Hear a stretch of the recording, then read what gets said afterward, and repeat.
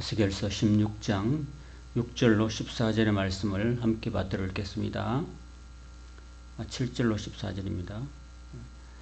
내가 너를 들에 불같이 많게 하였더니 내가 크게 자라고 심히 아름다우며 유방이 뚜렷하고 내 머리털이 자랐으나 네가 여전히 벌거벗은 알몸이더라. 내가 네 곁으로 지나며 보니 네 때가 사랑을 할 만한 때라. 내 옷으로 너를 덮어 벌거벗은 것을 가리고 내게 맹세하고 언약하여 너를 내게 속하게 하였느니라. 주 여호와의 말이니라.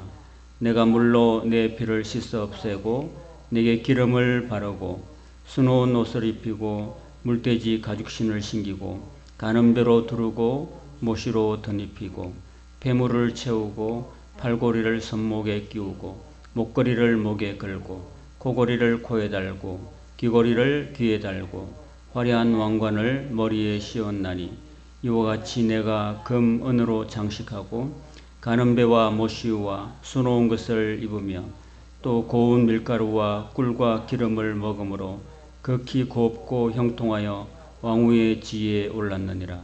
내 화려함으로 말미암아 내 명성이 이방인 중에 퍼졌음은 내가 내게 입힌 영화로 내 화려함이 온전함이라. 나 주 여호와의 말이라. 아멘. 오늘 에스겔서 16장의 말씀은 그게 네 파트로 나눌 수 있습니다. 1절부터 14절까지는 하나님께서 버려진 이스라엘을 거두시는 사랑을 베풀어 주셨다라는 내용이고 15절부터 34절까지는 하나님께서 은혜와 사랑을 입은 이스라엘이 또 예루살렘이 하나님의 사랑을 배반하고 또 부부의 그런 도리를 어기고 간음하는 아내가 되고 회개망측한 창기의 역할을 했다고 하나님께서 책망하고 계십니다. 그다음 세 번째 파트 35절부터 43절과 44절에서 52절까지 부분은 바로 이러한 예루살렘의 그런 음행에 대해서 하나님께서 분노하시고 심판하실 것이다. 그에 대한 죄에 대한 형벌이 주어질 것이다 라는 말씀을 하시고 있고 마지막으로 네 번째 부분은 53절에서 63절까지인데 이러한 예루살렘이 징벌을 받은 후에 하나님께서는 처음에 약속하신 그 약속을 회복시켜 주실 것이다 라는 내용으로 쭉 나눌 수가 있겠습니다. 자, 먼저 우리가 1절부터 14절까지의 그 말씀에서 우리가 한 절씩 보도록 하겠습니다. 또 여호와의 말씀이 내게 이르시되 인자야 예루살렘으로 그 가증한 일을 알게 하여 그렇습니다.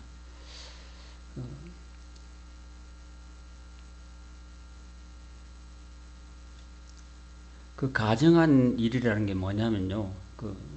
이 가증한 일에 대해서 예레미야에서도 언급을 하고 있습니다. 32장 35절에 보시면은 흰놈의 아들 골짜기에 예루살렘 성에요. Y자형 계곡이 있는데 왼쪽 편에 있는 계곡이 흰놈의 아들 골짜기라는 계곡이 있는데 그곳에 바알의 신당을 건축하고 거기서 자기 아들들과 딸들을 몰래가 앞으로 지나가겠다라고 합니다. 몰래가 앞으로 지나갔다는 것은 자기 아들과 딸을 불살라서 제물로 드리는 그런 할 수 없는 그런 인신제사를 드렸다는 것입니다. 제가 여러분 전번에도 말씀을 드렸는데 우리나라 신라시대의 그 역사 속에서 보면은 경주에 여러분 가보셨나요? 경주에 가면은 성덕대왕 신종이라고 있는데 그 성덕대왕 신종에 만들 때 소리를 좋게 하기 위해서 어린 딸아이를 제물로 바치는 그런 일이 있었다고 합니다. 전해져온 얘기하면은 그 여자애를 탁 이렇게 끓는 불 속에 집어넣어 가지고 넣었는데 넣은 아기를 통해서 그 종이 아주 은은하고 고운청한 그런 소리를 내는 종이 됐다는 겁니다. 그래서 소위 에밀레 하는 그런 에밀레 종을 만들어냈다는 겁니다. 그게 바로 그 인신제사예요.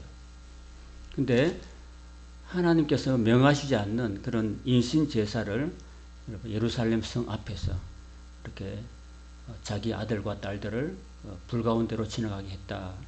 그들이 이런 가증한 일을 행하여서 유다로 범죄하게 한 것은 하나님 명령한 것도 아니고 마음에 둔 것도 아니라고 예레미야 32장에 말씀하고 있습니다.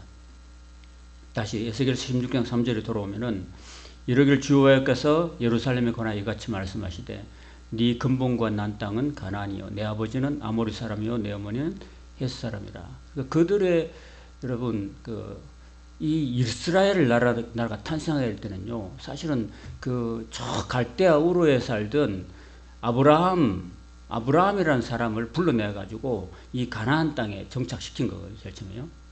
그래서 사실은 떠돌이 가나안 땅에 아무도 원래 살던 사람이 있었는데 7 족속이 있었는데 그런 족속을 다 내몰아내고 거기에 정착을 했던 족속이 바로 아브라함이었고 아브라함이 100세 될 때 그 아들 하나 낳은 거야. 아들 하나 낳은 게 그게 이삭인데 그 이삭을 통해서 정통성을 이어가는 그리고 하늘의 별과 같이 바다의 모래같이 이렇게 이스라엘을 확장시켜 나갔던 하나님의 계획이 창세기 이루어지고 있고 그 다음에 출애굽기에 또 이어지고 있다는 것입니다. 자, 그렇게 이스라엘 역사가 시작되었고 그래서 저 보잘것없는 그 갈대아 우르의 아브라함이라는 한 사람을 불러내어서 이제 이스라엘이라는 나라를 만든 거죠. 그래서 4절에 보면 네가 난 것을 말할 건데 네가 날 때 내 배꼽줄을 자르지도 않았다. 여러분 우리가 보통 산부인 가서 애를 낳을 때 탯줄을 요즘에는 저도 우리 막내를 낳을 때 이렇게 제가 가서 탯줄을 끊었거든요. 간호사님이 여기서 요 사이에 중간 부분에 아무데나 자르세요 가지고 잘랐거든요. 잘랐는데 그 배꼽줄로 자르지 어떻게 되겠습니까? 배꼽줄도 안 자르면 안 되겠죠. 근데 그 버려진 아이였던 그 이스라엘이었다는 것입니다. 그래서 원래 그 아기가 태어날 때는 원래 배꼽줄 자르고 그 다음에 물로 씻고 소금을 뿌리고 그리고 아이를 강보로 싸는 거죠, 여러분. 그리고 제가 첫째 아이를 우리 서울에서 애를 낳을 때 그때 그 아이가 한 요만했어요. 머리가 딱 한 주먹 손바닥이 딱 들어올 정도로 작았고 여기서까지 밖에 안 됐어요. 조그만 아기인데 그때 당시에는 이제 그 아이가 햇빛을 보면 안 된다고 이야기하더라고요. 그 눈을 완전히 가려가지고 그 강보로 딱 싸가지고 집에까지 딱 온 거예요. 그렇게 해서 했는데 아이는 원래 태어나면 그렇게 해줘야 되는 건데 그렇게 하지도 않는 버려진 아이였다는 것인데 예루살렘 자체가 그 근본도 없고 뭐 아무것도 없는 거예요. 물로 씻지도 않고 아무것도 안 하고 소금도 안 뿌리고 소독도 안 하고 이런 상태의 그 이야기를 하고 있다는 겁니다. 그래서 아무도 이 예루살렘을 돌보아 준 사람이 없었다는 거예요. 그리고 아무도 불쌍히 여겨준 사람이 없던 그때에 그 예루살렘이 천하게 해서 들판에 버려졌던 그냥 부잘것없는 그런 예루살렘이라고 하나님 말씀하십니다. 그래서 하나님께서 그 곁으로 다가가지고 피투성이가 돼가지고 발짓하는 것을 보고 하나님이 불쌍히 여겨가지고 피투성이로도 살아라, 피투성이로도 살아라 이렇게 하나님이 말씀하신 거예요. 그게 뭡니까? 바로 하나님께서 그 버려진 아이를 거두시는 바로 하나님의 사랑이 이 말씀 속에 들어있는 거죠. 그죠? 여러분 같으면은 누가 이렇게 아이를 여러분 지금 현관문 앞에 누가 애를 던져놓고 하면 어떡하겠어요? 그건 내 아이도 아닌데 누가 버려놓고 갔어. 그런 거 옛날에 많았잖아요. 그 버려진 아이를 하나님이 거두신다는 이런 얘기를 하고 있는 거죠. 자, 그래서 내가 너를 거두어가지고 덜에 풀같이 많게 하고 먹여주고 입혀주고 재워주고 하면서 이제 많이 자랐어요. 자라가지고 이제 여성으로서 이제 유방도 뚜렷해지고 머리털도 많이 자라고 이제 그렇지만 이제 벌거벗은 그런 몸이었기 때문에 하나님께서 그 아이에게 옷을 지어 입혀줍니다. 옷을 아주 이쁜 옷으로 지어 입히는 거죠. 그래서 하나님께서 하나님의 옷으로 벌거벗은 그 옷을 가려주고 옷을 입혀주고 약속을 합니다. 내가 네하고 너는 내 딸이기도 하고 내 아내이기도 하다 하면서 너를 내게 속하게 했다라고 하면서 사실 시내산에서 하나님이 이스라엘 백성들을 출애굽 이스라엘 그 이집트에서 40년 동안 400년 동안 종살이했던 그 사람들을 끄집어내 가지고 홍해 바다를 건너게 하고 거기서 시내산에 도착해서 그들과 하나님 사이에 약속을 맺는 거예요. 맹세하고 약속합니다. 그게 약속한 게 바로 남편과 아내의 약속, 부부의 약속을 하신 거예요. 그래서 구약 성경을 우리가 살펴볼 때 하나님과 이스라엘 관계를 바로 부부의 관계고, 하나님은 남편이시고 이스라엘은 아내의 역할을 하게 되는 거 아닙니다. 그래서 여러분 결혼하면은 서로가 서로에게 구속되는 거잖아요. 그죠? 그래서 이런 이야기를 이사야서 54장 5절에 이렇게 말씀하십니다. 이는 너를 지으신 이가 내 남편이시라. 그의 이름은 만군의 여호와시며 내 구속자는 이스라엘의 거룩한 이시라. 이렇게 말씀하고 계십니다. 다시 에스겔 10장 9절에 보면 내가 물로 내 피를 씻어 없애고 내게 기름을 바르고 하면서 9절부터 14절까지는요. 하나님께서 그 이스라엘을요. 버림받았던 이스라엘을 다 거두어가지고 이렇게 나라를 만드시는 거예요. 그래서 다윗을 세워주시고 다윗을 통해서 굳건한 이스라엘 나라를 견고하게 세워주신 다음에 다윗의 아들 솔로몬 때에 이르러서는 온 세상에 평화와 형통과 명성의 복을 하나님이 허락하신 겁니다. 여러분. 그 이야기를 9절부터 14절까지 우리가 아까 읽었잖아요. 그렇게 한 겁니다. 여러분. 그래서 하나님이 그 수놓은 옷을 그 이스라엘에게 입히고 물돼지 가죽 신이라는 것은요. 아마 이런 굉장히 고급, 그때 당시에 옛날 사람들은 신발이라는 게 없었던, 신발이 없었고 그냥 아무것도 그냥 없이 그냥 다녔던데 그 얼마나 고귀하게 여겼으면 최고급 그런 가죽 신을 이스라엘 그 자기 아니에게 신겨줬다는 겁니다. 그리고 가는 배로 두르고 모시로 덧입히고 폐물을 채우고 그 몸을 다 단장하는 거죠. 신부 단장을 하고 팔고리를 손목에 끼우고 목걸이를 목에 걸고 뭐 하여튼 귀걸이를 귀에 끼고 하여튼 걸만한 건 다 거는 거예요. 코걸이를 코에 걸고 그리고 그 다음에 화려한 왕관을 머리에 씌워줬다는 겁니다. 누구한테? 이스라엘에게, 바로 솔로몬에게 화려한 왕관을 이렇게 솔로몬 머리 위에 얹어줬다라고 말씀하십니다. 이와 같이 네가 금원으로 장식하고 가는 배와 모시와 수놓은 것을 입으며 또 고운 밀가루를 먹었다는 거예요. 여러분 그때 당시에 이 보통 백성들은요 고운 밀가루 자체를 먹지를 못했습니다. 정말 가늘고 고운 밀가루와 꿀과 기름들은 최고급 상류층들이 먹는 음식들이었습니다. 그러니까 이런 것들은 하나님께서 얼마나 그 예루살렘을 사랑하시고 솔로몬을 사랑하시고 이스라엘 백성들을 사랑하셔서 그렇게 극상품으로 그렇게 최고급으로 대접하고 해줬다는 겁니다. 그래서 곱고 형통하여서 왕후의 지위에 오를 정도로 하나님께서 높여주신 거예요. 여러분. 그렇게 해서 23절까지 이렇게 하나님이 높여주시는 다윗 왕조와 솔로몬 왕조를 하나님 그렇게 높여주시는 거예요. 그래서 솔로몬 열왕기상 4장 21절에 보면 이렇게 말씀하십니다. 솔로몬이 그 강에서부터 블레셋 사람의 땅에 이르기까지 애굽 지경에 미치기까지 모든 나라를 다스렸다고 이야기하고 있습니다. 하나님께서 아버지 다윗의 시대에 이어서 솔로몬 앞에 다 무릎을 꿇게 만드는 거예요. 우리나라로 하면은 아마 그 고구려의 광개토 대왕 정도의 그 넓은 영토를 허락해 주시는 시대가 바로 솔로몬 시대고요. 신라 시대로 말하면 진흥왕 시대의 그런 시대. 조선 시대로 말하면 세종 임금이나 또는 영조 정조의 그 황금기대의 그런 은혜를 베풀어 주셨다는 겁니다. 그래서 모든 나라들이 이 이스라엘을 섬겼습니다. 그래서 솔로몬이 사는 동안에 그 나라들이 그 주변 모든 나라들이 이스라엘에게 조공을 바치는 그리고 섬기는 그런 은혜를 하나님이 베풀어 주셨다. 그건 무슨 말이냐면은 하나님께서 그 버려진 아이를 키워가지고 높은 영광과 명성과 부귀와 영화를 허락해 주셨다는 것. 그건 뭐냐면은 하나님의 사랑이랍니다. 하나님의 사랑. 버려진 불투성이가 된 그런 그 아이를 하나님이 주셔다가 그렇게 정도로 은혜를 베풀어 주셨다는 겁니다.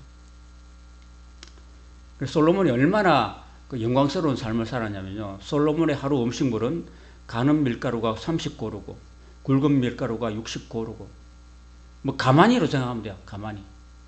30가마니, 60가마니. 그 하루에 솔로몬이 여러분 얼마나 먹겠습니까? 우리는 중국집 가면 짜장면 한 그릇 족한데 얼마나 많이 먹었으면 하루에 먹는 양이 그렇게 이렇게 많았다는 거예요. 그리고 그 솔로몬의 상에 두른 많은 자식들과 신하들, 백성들이 얼마나 많겠어요. 살찐 소가 10마리가 하루에 들어가는 거죠. 한 번 식사할 때마다. 초장에 소가 20마리나 들어가고 양이 100마리가 들어가고 그 위에 수사슴과 노루와 암사슴과 살찐 새들을 풍성하게 하나님이 먹여주시는 거예요. 그렇게 은혜를 베풀어 주시는 거예요. 이게 뭡니까 여러분? 오늘 우리 같은 예수 믿는 사람들은요, 예수님의 그 풍성하신 말로 할 수 없는 그런 그 예수님의 십자가의 사랑을 우리가 입는 거죠. 여러분, 솔로몬이 그렇게 많은 은혜를 입고 분에 넘치는 은혜를 받은 것처럼 오늘 저와 여러분은 이 성탄의 계절에 하나님의 큰 높고 넓고 청량할 수 없는 큰 사랑, 풍성한 사랑과 은혜를 우리는 받은 줄로 믿습니다. 솔로몬이 그 강 건너편을 딥사에서부터 가서까지 모두 그 강 건너편의 왕을 모두 다스렸다. 하나님께서 그 정도로 영화롭게 하고 그가 사방에 둘린 민족과 평화를 누렸다. 여러분, 솔로몬의 이름이요, 샬롬, 평화라는 겁니다. 평화. 그러니까 하나님께서 솔로몬을요, 여디디아라고 말하면서 너는 평화의 왕이다 할 정도로 하나님께서 그 솔로몬에게 수없이 많은 권력과 부귀영화와 평강을 하나님이 강물처럼 주셨다라는 거예요. 그래서 25절은 솔로몬이 사는 동안 유다와 이스라엘이 단에서부터 브엘세바까지, 백두에서부터 한라까지 이런 말입니다. 여기까지 각기 포도나무 아래와 무화과나무 아래에서 평안하게 살았다 이렇게 기록합니다. 그 하나님의 은혜와 사랑이에요. 오직. 자, 이렇게 하나님의 은혜와 사랑을 받은 이 솔로몬이요, 이제 15절부터 이제 34절까지 보면요, 하나님의 은혜를 풍성히 받은 그 솔로몬이 어떻게 했냐면요, 봐라, 네가 그렇게 하나님의 큰 풍성한 은혜와 사랑을 받고도 네가 네 화려함을 믿고 네 명성을 가지고 행음을 했다. 지나가는 모든 자와 더불어서 음란을 많이 행했고 네 몸이 그들의 것이 되었다고 하나님이 지금 탄식하고 책망하고 계신 거예요. 이건 무슨 말이냐면요, 이 솔로몬이 이 주변 나라가 참 이렇게 하고 있는데, 솔로몬이요, 사실은 안 그래도 되는데 이 많은 주변에 수없이 많은 나라들과 정략 결혼을 하는 거예요. 하나님이 주시는 평화가 가장 중요한 평화인데도 그저 세상적인 그런 평화를 추구했다는 겁니다. 여러분, 하나님이 평화를 주시면 그 땅에 평화가 임하고 진정한 평화가 임하는데, 솔로몬은 하나님 주신 평화가 아니라 세상적인 평화를 추구한 거예요. 그래서 아내로 될 일을 쓸데없는 걸 한 겁니다. 그래서 수없이 많은 이방 여인들, 하나님을 믿지 않는, 하나님을 알지 못하고 하나님을 경배하지도 않는 그 이방 우상을 섬기는 수많은 가나안 여인, 암몬 여인, 모압 여인, 그 아수르 여인, 이집트 여인, 모든 여인들을 수없이 많이 불러 들어가지고 자기 부인을 삼았습니다. 여러분, 솔로몬의 부인이 무려 1000명이나 됐습니다. 1000명이나 됐습니다. 나는 한 사람도 지금 감당을 하기가 힘든데 1000명이나 감당을 했다는 거예요. 여러분, 이러면은 솔로몬은 워낙 머리가 좋았기 때문에 뭐 저 같으면은 막 이렇게, 우리 교인이 10명도 채 안 되는 상황인데 1000명이 넘는 그런, 뭐 10,000명 넘는 그런 교회 있잖아요, 서울에. 그러면 그 목사님이 그 성도들을 다 알까요? 몰라요. 몰라요, 여러분. 그리고 목사님이 한 분이요, 다 감당한 게 아니라 부목사님들이 여러 분 계셔가지고 부목사님들이 교구 나눠가지고 그 부목사님들 밑에 또 전도사님이 있고, 그래서 그 부목사님들, 전도사님들이 그 교구마다 가가지고 집집마다 방문해가지고 성도들 신방하고 성도들의 가정을 방문하고 가정에 어떤 어려움인가 어떤 문제와 어떤 기도 제목이 있는지 그 살피고 그렇게 하는 거예요. 그 담임 목사님 몰라요, 성도들에 대해서. 그래서 앞에 나와서 설교만 하지, 사람들이 와 이렇게 수천 명, 수만 명 모였으니까 아, 우리 교회 거기구나 생각하지, 그 한 사람 한 사람 다 모른다니까요. 그 중직자들, 뭐 장로님들이나 권사님들 이런 정도는 알지 몰라요. 그런데 이 1000명이나 되는 이 부인들을 거느리고 있는 이 솔로몬 왕이요, 그 문제는 뭐냐 하면은 그렇게 안 해도 된다고 제가 말씀드렸잖아요. 그 문제는 그렇게 해서 서로 사돈관계를 맺고 해가지고 서로 평화를 추구하고 됐지만은 문제는 뭐냐면 그 사돈들이 그리고 자기 부인들이 정략 결혼한 부인들이 아무도 예수님을 안 믿어요. 하나님을 안 믿는다니까요. 그러니까 그 1000명의 여인들이 와가지고 여러분 한번 보세요. 아무리 솔로몬이 강성하고 부귀의 영화를 누려도 우리나라 같은 경우에는 숙종 임금이 첫 번째 그 비가 빨리 죽었어요. 애를 낳다가 빨리 죽고 그 다음에 인현왕 왕후가 들었잖아요. 인현왕 왕후도 막 몸이 약했잖아요.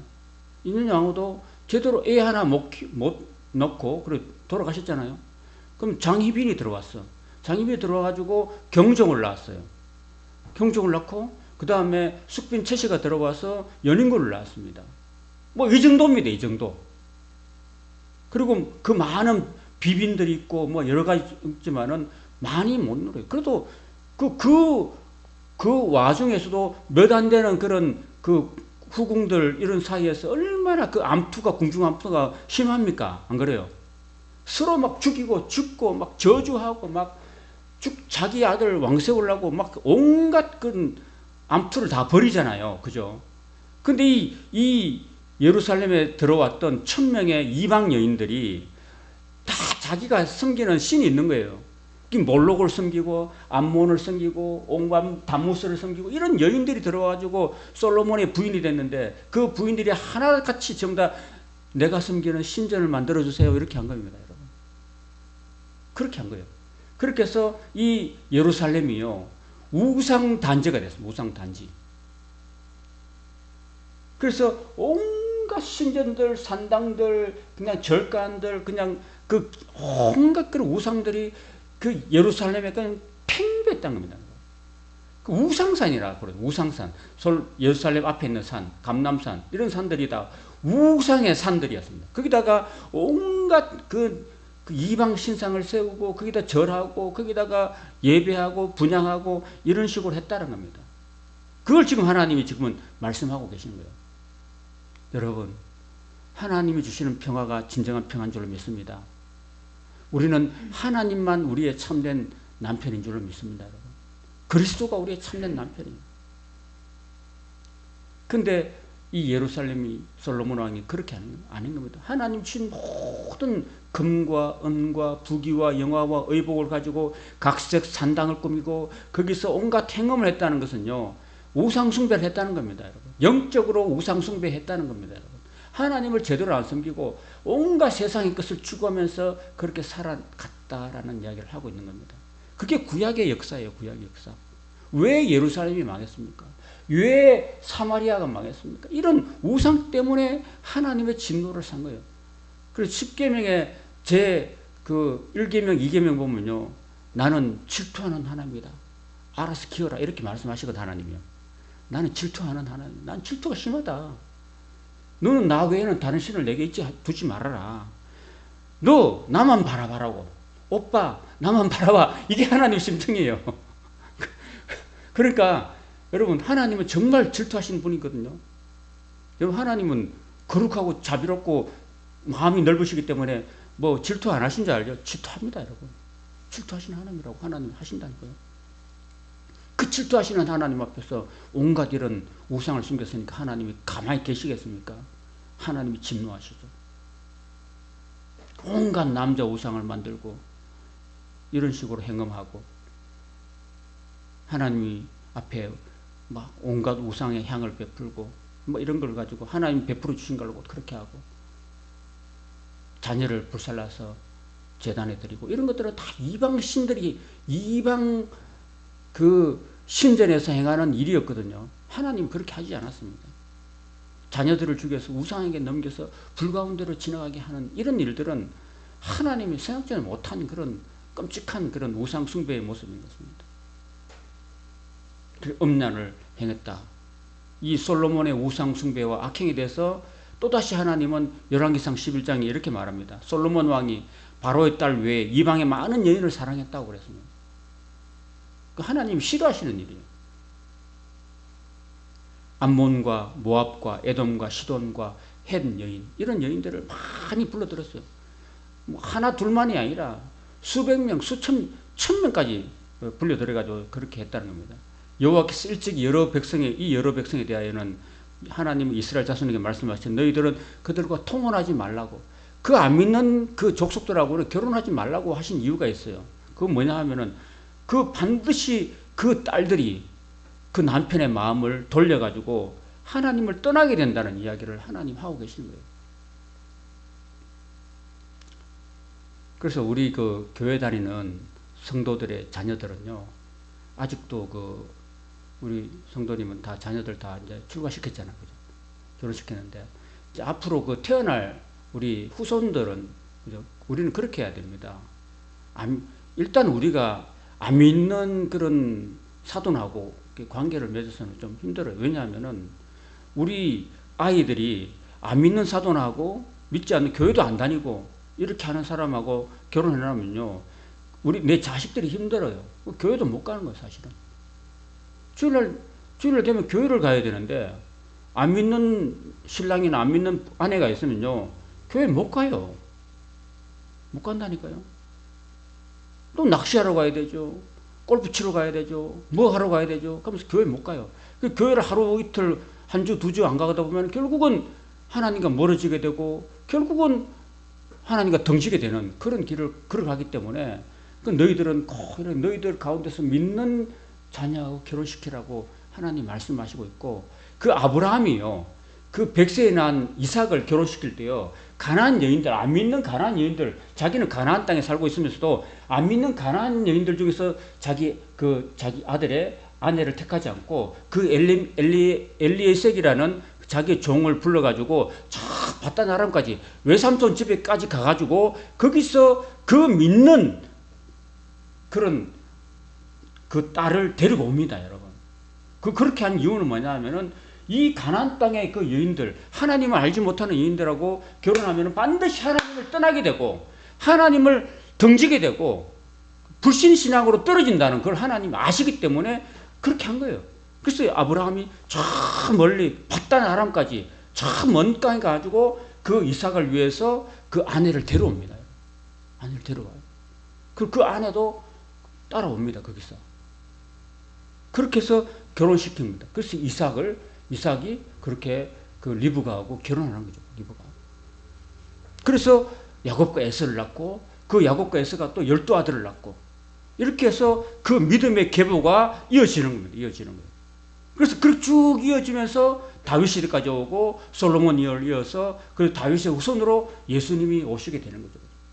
이방 여인들, 물론 중간에 룻이라는 그런 이방 여인들과 만났지만, 그래도 이방 여인이었던 그 모압 여인이었던 룻도 나중에는 그 시어머니 나오미가 섬기는 하나님을 같이 섬기게 되고, 어머니의 하나님이 나의 하나님이고 어머니가 죽으신 곳이 나도 거기 죽겠습니다라고 했던 그 룻의 신앙 고백을 통해서 그 보아스가 그 룻과 결혼해가지고 보아스를 통해서 이새를 태어나고, 이새를 통해서 다윗이 태어나고, 다윗을 통해서 솔로몬, 이렇게 해서 예수님까지 이어지고 있는 계보를 보게 됩니다. 그래서 결국 우리는 하나님을 벗어나서는 안 된다는 이야기를 하고 있는 거예요. 그럴 때 솔로몬은 온갖 이런 것들을 이방인 여자들 다 불러와가지고 그렇게 온통 예루살렘을 이방 청지지로 만들어 버렸다는 것. 그게 가장 큰 문제라고 하나님은 여기서 지적하고 계시는 거예요. 그 왕은 후궁이 700명이고 첩이 300명. 그럼 얼마 명이에요? 1000명이잖아요. 그죠? 후궁이 700명이고 첩이 300명. 그 여인들이 솔로몬 왕의 마음을 돌아서게 만들어 봤다. 돌아서게. 아무리 솔로몬이 지혜가 있고 똑똑하고 명철해도요, 여자들이 여봉 하면서 이렇게 내가 만드는 신당 만들어줘요 하고 자꾸 이렇게 붙들면 그래 처음에는 해줬다가 그 다음에 또 다른 여인들이 1000명이나 되는데 하나 만들어주면 둘 셋은 안 만들어. 왜 당신만 죄인 사람 왜 나하고 결혼했어요? 이렇게 막 따지고 들면은 안 만들어줄 수가 없어요. 그래서 산당을 1000개나 만들어준 거지. 그래서 온갖 신들을 다 섬겨가지고 하나님의 마음이 아프게 되고, 솔로몬이 하나님의 노염을 사고, 솔로몬 시대 때 이 나라가 분열됩니다. 솔로몬이 죽으면서 나라가 르호보암과 여로보암으로 남북 왕국이 분열되고, 대한민국이 남한과 북한으로 분열되시 그 분열되고 마고, 분열된 나라가 다 망하고 맙니다. 그래서 그 원인이 어딘죠? 잘못된 만남, 잘못된 결혼 때문에 그렇게 된 겁니다. 그래서 그 여인들이, 그 솔로몬의 여인들이, 안 믿는 그 여인들이 솔로몬 왕의 마음을 돌이켜가지고 하나님을 떠나게 만드는 그런 역사를 지금 오늘 에스겔서 16장에서 지금 나라가 망하기 직전에 하나님께서 이런 이야기를 지금 회고시키고 있는 거예요. 지금 왜 예루살렘이 망한 줄 아느냐? 왜 내가 예루살렘을 때리고 심판한 줄 아느냐? 내가 왜 예루살렘을 바벨론에 팔아버린 줄 아느냐? 바로 너희들 때문이야. 그렇게 하나님 위해서 또 회고시키고 또 되새기고 있는 겁니다. 하나님 때리기 직전에. 솔로몬이 나이가 많을 때 그 여인들이 그의 마음을 돌려서 다른 신들을 따르게 했다. 그래서 왕의 마음이, 솔로몬 왕의 마음이 그 아버지 다윗의 마음과 같지 않고 그의 하나님 여호와 앞에서 온전하지 못했다. 다윗은요, 죽어도 나는 하나님만 사랑한다. 죽어도 하나님만 사랑한다. 10편 18편은 내가 나의 주 되신 하나님이여 내가 주님을 사랑합니다. 이렇게 고백하고 있는데 솔로몬은 아버지 같지 않았습니다. 이는 시돈 사람의 여신 아스라스를 따르고 암몬 사람의 가증한 밀곰을 따라갔다. 이런 식으로 지금 열왕기상 11장에 솔로몬이 여호와의 눈앞에서 악을 행하고 아버지 다윗이 여호와를 온전히 따른 같이 그 길을 따르지 아니했다. 그래서 모압의 가증한 금오스를 위하여서 예루살렘 앞에 산 앞에 산당을 짓고 그 암몬 자손의 가증한 몰록을 위해서 그와 같이 또 산당을 흰놈의 골짜기에 짓고 그 자식들을 아들을 딸들을 불 가운데로 지나가게 하여 제물로 바치고 이런 아주 못된 짓을 했다는 것을 지금 에스겔서 16장이 이야기하고 있는 겁니다. 그가 또 다 이방 여인들을 위하여 다 그와 같이 해줬다. 1000명의 여인들을 위해서 그와 같이 다 해가지고 그들이 자기의 신들에게 분향하고 산당을 짓고 제사하고 이런 식으로 했다라는 것입니다. 그 하나님 마음이 너무너무 앞에서 갈기갈기 찢어지는 거예요. 하나님 마음이. 주와의 말씀이니라. 너는 화 있을진저 네가 모든 악을 행한 후에 하면서 23절부터 34절에 대해서는 이러한 예루살렘에 대해서 하나님이 어떻게 표현하냐면은 방자한 음녀 예루살렘이라고 말합니다. 방자한 음녀 예루살렘. 그리고 가늠하는 아내라고 이야기해요. 가늠하는 아내. 32절 보세요. 32절에 보시면요. 그 남편 대신에 다른 남자들과 내통해서 가늠하는 아내로다라고 하나님이 이렇게 말씀하십니다. 그리고 그 33절에 보면요. 자, 앞으로 보세요. 그 여러분 우리가 그 몸을 파는 여성들 있잖아요. 그죠? 제주도에는 있는지 몰라도 서울에 저기 가면은 어디 저 청량리 그런 데 가면 옛날에는 있었어요. 지금은 있는지 모르겠지만 그 대구 가면 대구 역전에 보면 그 몸을 파는 창녀들이 있어요. 그 역전에 기차 타고 서울에서 내려오면요. 제일 먼저 반겨주는 아가씨들이 있어요. 그 아가씨들이 몸을 파는 아가씨들이야. 그래 딱 가가지고 막 스커트 짧은 스커트 입고 막 이렇게 짙은 화장을 하고 입술 파랗게 그리고 그 다음에 기차에 내리는 그 수많은 남정네들 향해서 막 이렇게 유혹을 합니다. 하룻밤에 5,000원이냐 하면서 막 이렇게 막 유혹하는 여자들이 너무 많아요. 그렇게 해서 했던 그런 여인들도 다 화제를 받아요. 하룻밤 지나고 나면은 돈을 받아요. 그죠? 그게 청녀들이 하는 짓이잖아요.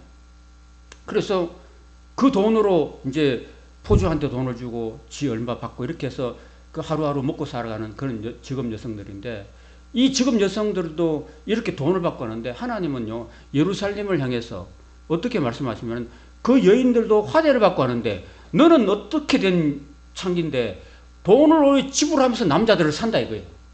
돈을 지불하면서 온갖 진행하는 남자들을 다 사가지고 행음을 한다. 이런 말씀을 33절에 하고 있는 거예요. 33절. 참 이건 읽기조차도 이게 참 민망한. 그래서 사실은 에스겔서 16장은요. 이스라엘 백성들 중에서요. 12살 밑으로는 못 읽게 만나요. 12살 좀 넘은 애가 있긴 하지만 12살 밑으로는요. 요거를 그 미성년자들은요. 못 읽게 합니다. 에스겔서를. 너무나 사실 이게 우리나라 그 개혁 이 성경이 너무나 궁중 언어로 되어 있어요. 궁중 언어로. 그런데 요거를요. 표준 세번역이라는 성경이 있습니다. 표준 세번역으로 보면요. 사실은 이거 너무나 이거 사실은 이게 읽기 힘들게 만들어놨어요. 젊은 애들이. 미성년자 이거는 관람 불가로 해놨어요. 요 책들은. 자, 그런 이야기를 하나님이 얼마나 가슴 아프시면은 자기 아내를 향해서 이스라엘 향해서 이렇게 말씀하고 계신다는 겁니다. 그리고 이제 34절까지 쭉 이제 그렇게 말씀하시고 35절부터는요. 이제 너 엄녀야 이렇게 말합니다. 너 엄녀야. 자기 부인한테 엄녀야 여호와의 말씀을 들으라 하면서 그 엄녀 예루살렘을 내가 너를 대적하고 너에게 분노해서 너를 심판해 가지고 내가 너를 돌로 치고 칼로 찌르며 불로 내 진들을 다 살라버릴 것이다. 그래야지 내가 내 마음의 분노가 그치겠다라고 42절에 말씀하고 계시는 거예요.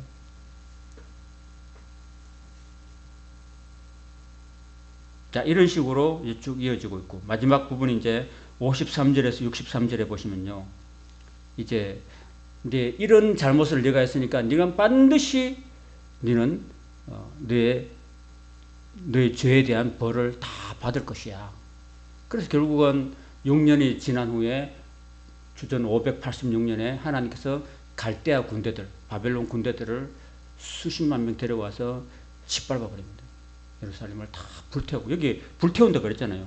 41절은 불로 내 집들을 살 것이다 그랬는데 하나님이 그 바벨론 군대를 데려와 가지고 불로 예루살렘을 다 태워버립니다. 그래서 58절에 보면 이렇게 해서 네 음란과 내 가정한 일을 네가 담당하였다 이렇게 하나님 말씀하고 있습니다. 그러니까 우리는 이 하나님의 사랑과 은혜를 받은 존재인데 그렇잖아요.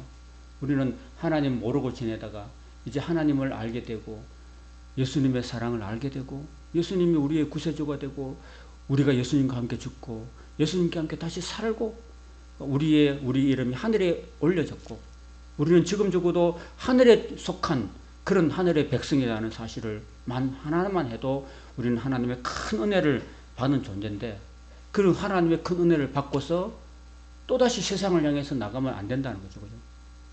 또다시 세상의 옛 생활로 돌아가면 안 된다는 거죠. 그래서 이 이스라엘 백성들이 저질렀던 이런 악행들, 음행들, 영적인 그런 우상숭배들 이런 것들을 하면 안 된다라는 것을 오늘 우리에게 말씀해 주십니다. 그래서 이제 62절, 63절 마지막 절 보면 이는 내가 너의 모든 일을 용서한 후에 내가 너와 함께 처음 세웠던 영원한 언약을 다시 회복해 줄 것이다 라는 말씀을 하시면서 끝냅니다. 그들을 다 심판하고 징벌하고 그래서 결국은 그대로 됐어요. 그래서 결국은 북왕국 이스라엘도 망하고 남왕국 유다도 다 불태워지고 망하고 그래서 그들이 그 망한 이후에 2669년이나 무려 나라 없이 이 세상에 온 세상의 유대민족들이 이름처럼 핫비루 히브리 그 뜨돌이 민족이 돼가지고 살아가면서 그렇게 수천 년 동안 그렇게 나라 없이 살아왔던 그 민족이 되었다는 거예요. 그게 그 이스라엘 나라의 역사입니다. 그래서 성경의 역사이기도 하고 그래서 하나님의 사랑을 입은 존재로서 하나님을 배반하고 하나님을 떠나고 영적으로 간음하고 영적으로 우상 숭배하는 그런 나라와 백성들과 민족은 어떻게 된다는 것을 이 역사가 증명해 주고 있다는 거예요. 오늘 우리는 이 성탄의 계절에 맞아서 하나님이 이 땅에 오셨죠. 하나님 사실은 그 높고 높은 영광 보좌 위에 앉아서 하나님 보좌 우편에 앉아서 가만히 계셔도 되잖아요. 그죠? 영광, 뭐 우리한테 영광 안 받아도 하나님이 영광 받을 데가 없겠습니까? 그러나 저와 여러분들 그래도 한 영혼이라도 하나님이 구원하시려고 거룩한 어린 양이 되셔서 흠없는 어린 양이 되셔서 이 땅에 2000년 전에 성육신하셨죠. 가장 낮고 낮은 베들레헴, 지금 베들레헴 가보면 거의 형편없는 땅이에요. 그 땅, 여기 건입동에 한 10분의 1도 안 되는 조그만 동네예요. 그 조그만 다윗의 동네에 그 호적하러 왔다가 어디 뭐 여관도 없어가지고 어디 애는 지금 막 이렇게 출산 직전인데 갈 데가 없어가지고 간 곳이 그 말 구육관이에요. 거기 가서 애를 말 구육관 말똥 냄새, 소똥 냄새, 양똥 냄새 나는 그런 구육관에서 아이를 출산했습니다. 예수님 거기서 태어나셨어요. 가장 낮은 곳에 냄새 나는 곳에 태어나셔가지고 뭐 놓을 데가 없으니까 말먹이통에 말 구유에다가 거기 태어났습니다. 거기 2000년 전에 예수님이 이 땅에 이렇게 오셨습니다.